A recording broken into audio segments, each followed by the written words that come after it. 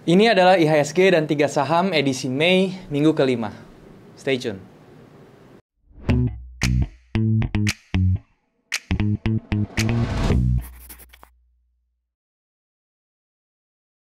Halo teman-teman, balik lagi sama gue Daryl di Daryl Channel. Dan hari ini kita masuk ke segmen IHSG dan 3 saham teman-teman.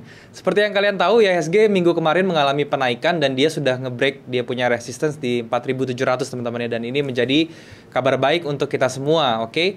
Dan sekarang IHSG sedang bergerak ke level selanjutnya, yaitu di 4.970-an teman-teman ya. Nah, sekarang saham apa saja yang kira-kira bisa menarik di minggu depan untuk ditradingkan dan untuk dijadikan referensi, sebentar lagi gue akan bahas. Tapi sebelum itu gue mau ngingetin ke teman-teman bahwa apapun yang gue sharing di sini jangan langsung ditelan mentah-mentah dan kalian harus sesuaikan dengan trading plan kalian, trading strategi kalian dan juga money management kalian, oke? Jadi di sini gue buat disclaimer. Harap menggunakan informasi yang gue sharing ini dengan sangat hati-hati dan juga disesuaikan lagi dengan kondisi kalian masing-masing. Oke teman-teman? Oke, tanpa berlama-lama lagi ya, sekarang kita langsung saja membahas saham-saham apa saja yang kira-kira minggu depan itu bisa menarik untuk ditradingkan. Oke, seperti biasa gue akan membahasnya di dalam monitor supaya bisa lebih jelas. Sekarang yuk kita ke monitor teman-teman. Oke teman-teman, sekarang kita sudah ada di monitor ya, dan sekarang saya menggunakan trading view dan chart yang kalian lihat di depan ini adalah chart dari indeks kita IHSG teman-teman ya. Seperti yang kalian tahu ya, yang tadi saya bilang di video juga kemarin, minggu kemarin IHSG menunjukkan penaikan yang oke ya. Jadi ini menjadi kabar baik buat kita semua. IHSG tidak berhasil bertahan ya di atas level supportnya di 4.480-an. Dan dia bahkan menembus level resistance-nya teman-temannya di 4.700-an. Dan sekarang dia ini lagi menuju ke the next level resistance-nya itu di 4.900. Semoga dorongan atau tekanan buy-nya ini masih akan bertahan sampai minggu depan teman-teman, sehingga dia bisa mencapai ke level tersebut. Oke. Nah sekarang gue mau bahas tentang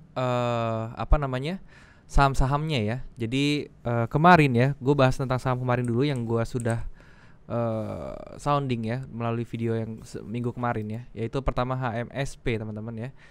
Jadi HMSP ini kemarin ternyata di hari Senin dia tidak berhasil untuk turun ya, dia malah langsung naik terus ya. Dia langsung naik menanjak terus dan sekarang dia kembali meretest area resistance-nya ini di level harga 2000 teman-teman ya. Jadi itu untuk HMSP ya, itu kita tidak sempat untuk masuk ya. Nah berikutnya ada Unilever teman-teman ya. Jadi Unilever ini harganya berjalan sesuai dengan yang kita inginkan ya. Jadi dia turun dulu ke level area kuning ini. Jadi yang kita lakukan di Unilever ini adalah kita tinggal tunggu dia bikin swing low teman-teman, oke? Ketika dia bikin swing low di sini ya, kita bisa masuk ya, karena dia sudah masuk ke area entry buy kita teman-teman, oke? Jadi untuk Unilever seperti itu ya. Jadi kemarin juga gue bahas ada Antam juga teman-teman ya. Nah untuk Antam ini menarik ya, entry kita sudah ke trigger dan kita sedang menunggu sekarang ya. Sekarang Antam posisinya kita lagi floating profit sekitar 2% ya teman-teman, 2,5%. Jadi kita tunggu tetap sampai ke area TP-nya teman-teman ya. Nah kalau sudah seperti ini, yang saya lakukan adalah nanti kalau sudah break ya, jadi saya tunggu dia break dulu di atas ini, oke, di level 550. Jadi kalau dia sudah close di area 550, nanti stop loss ini akan saya perkecil menjadi di bawah sini ya. Jadi sampai di bawah 500 teman-teman. Oke. Kenapa seperti itu? Ini untuk ini namanya money management saya seperti itu ya. Jadi ini trading plan-nya harus ada perubahan karena kita tidak mau apa yang sudah kita dapat di profit itu nanti berbalik menjadi loss teman-teman. Oke. Jadi itu caranya seperti itu untuk Antam. Jadi untuk Antam kita akan biarkan dia, kita berharap dia bisa menembus supportnya di atas 550 dengan bullish yang impulsif nanti, sehingga stop lossnya bisa kita naikkan dan targetnya tetap di atas di harga 670-an. Oke teman-teman, seperti itu untuk Antam. Dan berikutnya kemarin gue juga bahas tentang JSMR teman-teman ya.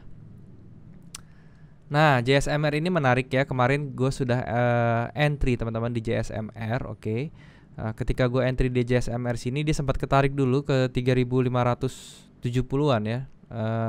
Tapi gue masih stay karena dia belum kena stop loss. Dan dia sudah naik ke kemarin kalau nggak salah ke 11%-an ya. Gue sempat floating profit 11%. Dan pada saat dia sudah floating profit 10% ya, itu gue sudah out setengah dari posisi gue ya. Dan kemudian stop lossnya sudah gue naikkan.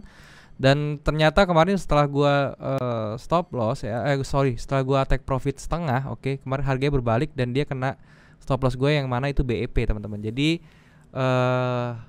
gua masih untung sekitar setengah dari plan gua, oke. Jadi seperti itu ya. Jadi plan kita di sini 16%, gue masih dapat sekitar 7%-an dari JSMR teman-teman. Jadi seperti itu. Jadi JSMR untuk seperti apa nextnya kita bisa tunggu lagi nih. Ketika dia kena moving average dan dia bikin swing low lagi di sini, itu kita bisa re-entry lagi ya teman-teman. Jadi untuk JSMR seperti itu kita ya. Gue akan mencoba menjelaskan emiten-emiten yang gue bilang di sini dengan analisa yang simpel aja, yang nggak terlalu ribet supaya kalian bisa ngikutin ya. Nanti kalau misalnya gue jelasin ya yang ribet banget gitu ya, nanti kalian bisa pusing. Jadi gue jelasinnya mencoba untuk lebih simpel ya, tetapi ini efektif seperti itu ya. Jadi area-area yang kalian bisa lihat di sini ya, yang saya sudah gambar kotakin kuning ini sudah saya analisa dengan berbagai teknik teman-teman. Jadi saya dapetin area-area di yang saya kotakin kuning ini, oke. Berikutnya ada MYOR teman-teman ya. MYOR ini juga ya, MYOR ini juga masih sedang floating profit sekitar 2%-an juga ya teman-teman ya. Kemarin kita sudah entry juga ya. Kemarin entry-nya tuh di sini. Oke. Nah, di sini ya. Sebentar. Saya entry-nya itu di sini teman-teman, gue ingat ya. Jadi ketika dia bikin pin bar di sini, gue entry di sini. Oke. Dan stop loss-nya di sini, take profit-nya di atas. Ya, di sekitar sini teman-teman ya. Oke. Jadi sekarang kondisinya dia sudah floating profit sekitar 2%-an ya, 2,8% ya. Sekarang sudah floating profit 2,8%. Jadi sama ya seperti Antam tadi ya plannya ya. Kalau misalnya dia sudah break resistance-nya ya, yang mana sebentar lagi nih dia kalau dia bisa berhasil close di atas 2250 teman-teman ya. Itu langsung gua naikin dia punya stop loss dan juga baru nanti take profitnya kita diamin. Nanti kalau sudah sampai 70% kita bisa ambil setengah atau kita mau biarin saja, itu terserah. Yang penting stop lossnya sudah di BEP. Jadi kalau ketika dia berbalik kita jadi nggak rugi gitu ya teman-teman ya. Itu untuk MYOR. Dan berikutnya lagi kemarin gue bahas tentang TOWR, oke.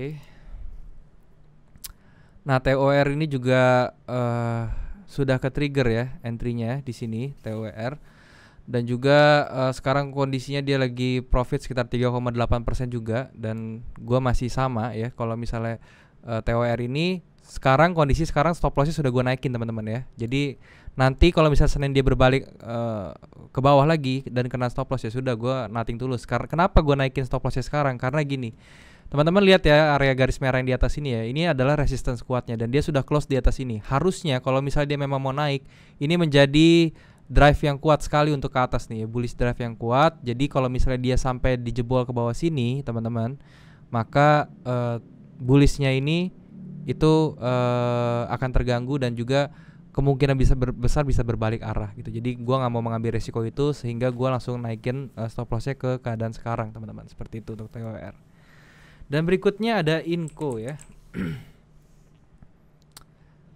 Inco. Nah, Inco ini menarik sekali juga ya teman-teman. Jadi Inco ini kemarin di resistance dia tidak mau masuk ke entry kita ya, karena kemarin di video kemarin gue bilang entry-nya itu pada saat dia breakout, oke. Tapi dia tidak bisa melakukan breakout sehingga dia turun. Nah, sekarang kondisinya seperti ini gimana? Seperti yang tadi sama apa tadi ya? Kalau nggak salah tadi Unilever ya. Itu kita tunggu aja sampai dia bikin swing low, teman-teman, oke. Jadi ketika dia bikin swing low, kita bisa entry karena dia masih di atas moving average. Tetapi kalau misalnya dia close besok dia turun lagi menembus moving average-nya ini di bawah, bahkan dia bisa nge-break dia punya supportnya di 2340, itu lebih baik kita jangan entry dulu dan kita move ke yang lain. Inco kita lewatin dulu, oke? Seperti itu.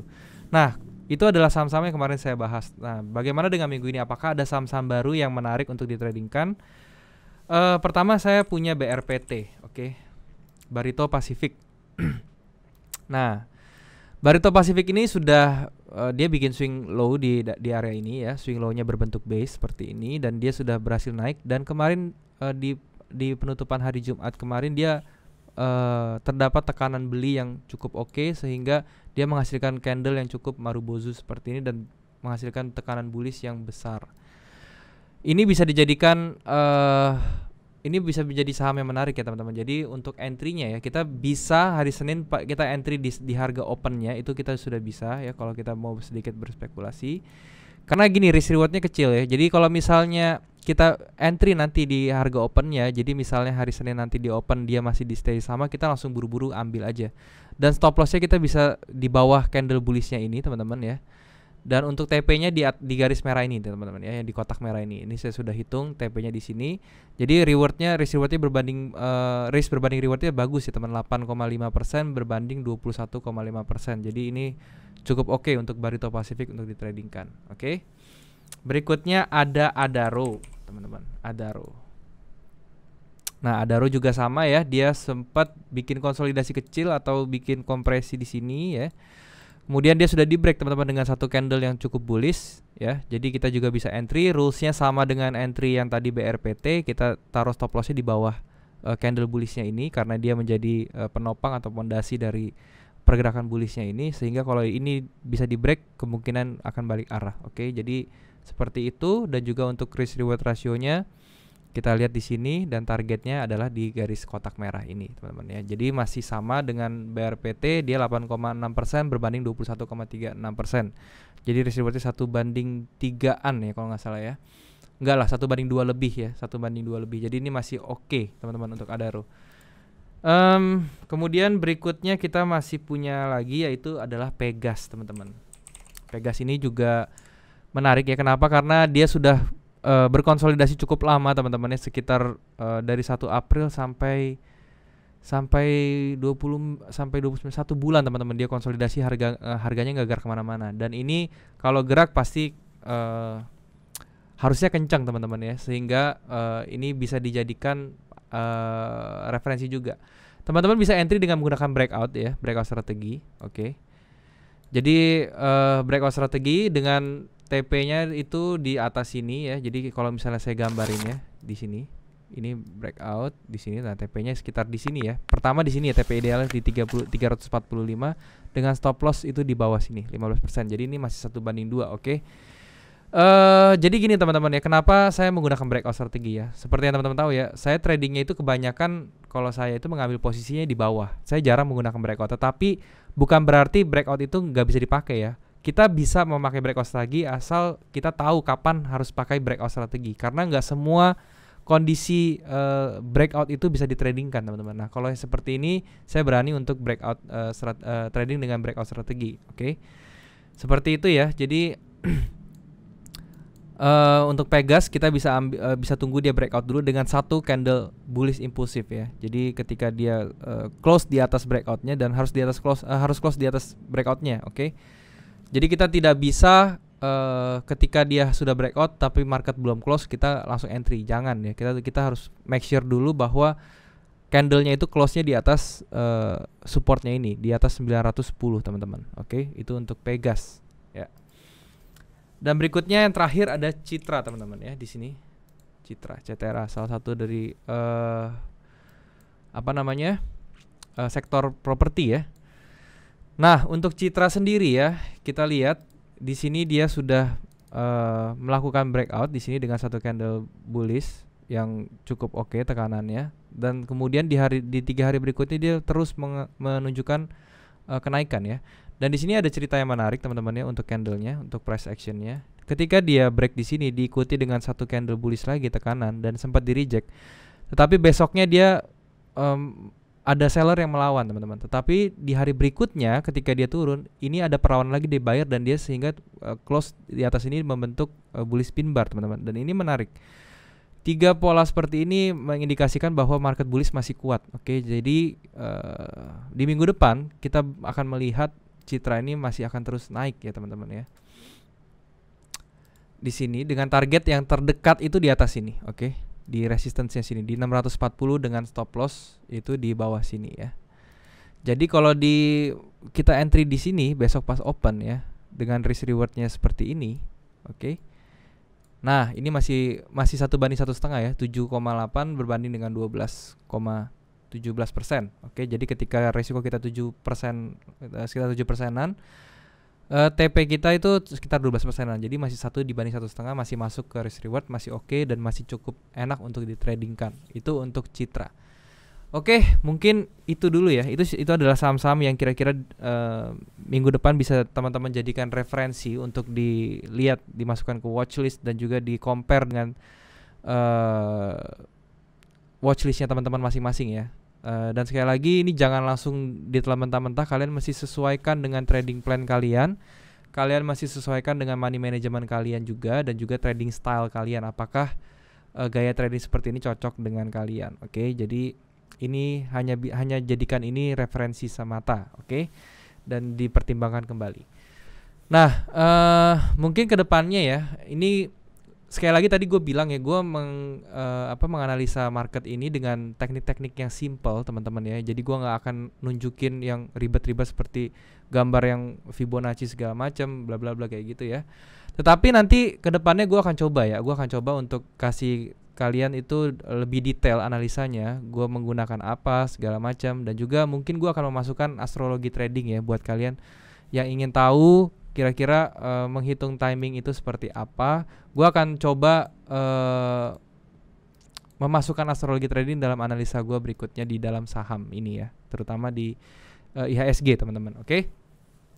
Jadi segitu dulu teman-teman ya, apa yang gue mau sharing hari ini. Semoga bisa bermanfaat buat kalian dan juga bisa dijadikan referensi untuk trading kalian. Oke? Thank you sekali lagi. Sekarang kita balik lagi ke kamera teman-teman. Oke teman-teman, jadi itulah saham-saham dan juga IHSG untuk minggu depan. Kira-kira gambarannya seperti yang gue jelaskan tadi di monitor teman-teman ya. Dan juga gue mau ngingetin sekali lagi untuk menggunakan segala informasi yang gue sharing hari ini dengan sangat bijak, sesuaikan dengan trading kalian, trading plan kalian, trading strategi kalian, dan juga money management kalian. Oke teman-teman, mungkin segitu dulu yang gue sharing hari ini. Buat kalian yang belum punya grup trading, gue mau nginvite kalian atau mengundang kalian untuk join di grup trading gue di Discord ya. Jadi kalian harus download Discord. Linknya sudah gue taruh di bawah teman-teman. Teman-teman bisa langsung klik dan juga join di grup tersebut, dan kita bisa membahas tradingan bareng-bareng. Oke? Sekali lagi thank you buat kalian yang sudah menyempatkan diri untuk menonton video ini. Sampai bertemu di next video. Jangan lupa semua orang bisa cuan. Salam sukses. Bye-bye.